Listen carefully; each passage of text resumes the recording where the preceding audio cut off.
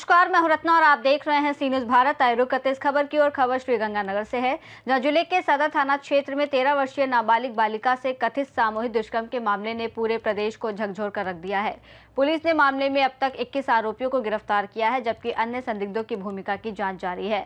घटना के खुलासे के बाद श्रीगंगानगर में व्यापक जनाक्रोश देखने को मिला और विभिन्न सामाजिक संगठनों, महिला समूहों, नागरिकों ने दोषियों के खिलाफ कठोर कार्रवाई की मांग की है। पुलिस जांच के अनुसार 18 जून को घर से निकली नाबालिग बालिका के लापता होने पर उसकी मां ने सदर थाने में गुमशुदगी की रिपोर्ट दर्ज करवाई थी। इसके बाद पुलिस ने मोबाइल लोकेशन, सीसीटीवी फुटेज और अन्य तकनीकी साक्ष्यों के आधार पर बालिका को सुरक्षित बरामद किया। जांच के दौरान सामने आए तथ्यों के आधार पर पुलिस ने मामले की गहन पड़ताल शुरू की और डिजिटल रिकॉर्ड, मोबाइल फोन, संबंधित स्थानों के दस्तावेजों की जाँच की।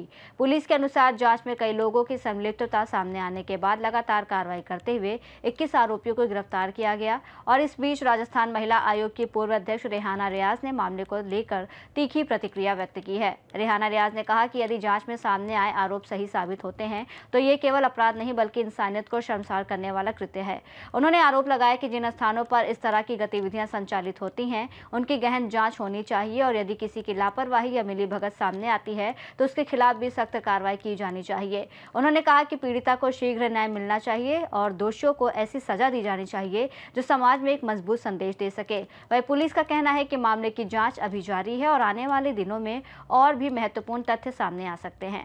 इस तरह के मामले में आना कितना दर्दनाक है। इस तरह के हादसे के लिए आना, दुष्कर्म जो हुआ है वो मानवता को कलंकित करने वाले और मानवता के ऊपर एक दाग है। इस तरह के दुष्कर्म जो हो रहे हैं और गंगानगर में जो हुआ है बहुत ही शर्मनाक है, क्योंकि 5 दिन तक उस बच्ची के साथ में बहुत सारे लोगों ने दुष्कर्म किया, उसको नशे में रखा और उसकी कोई कसूर न होते हुए ज़िंदगी भर के लिए उसको एक दर्द दे गया है इन लोगों ने। तो मैंने उनकी जो कार्रवाई है एसपी साहब ने कार्रवाई बहुत अच्छा किया है। 21 लोगों को गिरफ़्तार किया है और बाकी जो लोग हैं उनको भी वो गिरफ़्तार करेंगे और लगातार जांच चल रहे हैं और जो कार्रवाई होनी चाहिए वो भी चल रही है।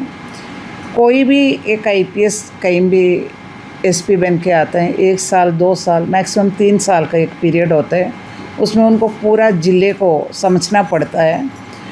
पर जो निचले स्तर पे जो काम करते हैं अधिकारी लोकल लेवल का है, उनसे कोई भी बात छुपे हुए नहीं है। पुलिस का काम केवल चालान काटना या ओवर स्पीड देखना या कैसे जा रहे हैं कि सीट बेल्ट है कि नहीं, चालान काटना नहीं है पुलिस का काम। केवल मात्र उसमें इन्वॉल्व होकर रह गए। जो काम इधर सालों से चल रहे थे, आप ये मान के चलिए ये ऑल ऑफ सडन अचानक नहीं हुआ है ये कांड। इस तरह के पकड़ में आ गए उस बच्ची की साथ में जो दुष्कर्म हुआ है, बहुत बड़ा दुर्भाग्य है। ऐसे कई और लोगों के साथ भी हुआ होगा कि लाइट में नहीं आई होगी कोई बात। और जो प्रोस्टिट्यूशन का काम जो इधर चल रहे हैं इन होटलों पर, तो इसलिए तो हौसला लोगों की इतना बड़ा है कि किसी के साथ भी किसी की इज्जत में हाथ डालने की जो हौसला बुलंद किया है अपराधियों ने, तो वो अचानक नहीं हुआ है एक दिन में। उनका हौसला धीरे धीरे बढ़ता गया है और भी जांच करने पे पता लगेगा उन्होंने और भी बहुत ऐसे कांड किए होंगे।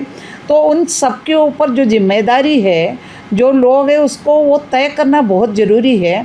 और जो अधिकारी या कर्मचारी नीचे स्तर पे है उनके ऊपर भी कार्रवाई होना ज़रूरी है, ताकि वो भी सतर्क हो जाए भविष्य के लिए और पब्लिक को ये राहत मिले कि इस तरह की कोई अगर दुर्घटना या दुष्कर्म या बहुत अमानवीय हरकत होने के बाद भी कार्रवाई होएगा और प्रशासन कार्रवाई करेगा। और एसपी साहब ने जो किया है वो उन्होंने कहा है कि क्या क्या काम किया है और क्या लगातार कर रहे हैं और करेंगे भी, और गिरफ्तारियां और भी होंगे और कार्रवाई भी होगी। मैंने कहा है जो जिम्मेदार लोग हैं उनके ऊपर जिम्मेदारी तय करके उनके ऊपर भी सख्त कार्रवाई होना बहुत ज़रूरी है।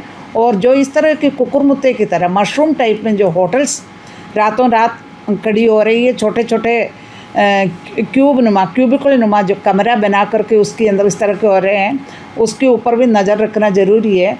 ये कोई आपके अपनी इलाका जो है बीकानेर डिवीज़न को कह दो, ये इलाकों में इतना कोई टूरिज़्म की बात नहीं है। तो कौन ऐसे लोग हैं जो 2 घंटे के लिए 4 घंटे के लिए कमरा बुक करवाते हैं 300 रुपये में 500 रुपये में? उन सब चीज़ों पर उनकी रजिस्टर चेक करना चाहिए ना। ये क्या बात है कि ये क्यों आ रहे हैं कि इतने टाइम के लिए क्या काम है इनका? और सीसीटीवी को जो है बंद करके रखने की इजाज़त नहीं होना चाहिए। जितनी भी इस तरह की जगह है उधर सीसीटीवी भी चालू रहना चाहिए कि उसको बंद रखने की, या कई लोग ऐसे होते हैं अभी लगाए नहीं हैं, लगा देंगे। ये चीज़ें नहीं होना चाहिए। कई दफ़ा उसको टेक्निकली आगे करते पीछे करते, हालांकि पुलिस के पास में ऐसे टेक्निकल टीम है, वो उन सब चीज़ों को पता कर लेते हैं, सारी चीज़ों की जानकारियाँ ले लेते हैं। तो काम बहुत सख्ती से होना चाहिए, अपराधियों की रूह कांपना चाहिए, इतना सख्त कदम उठाना चाहिए।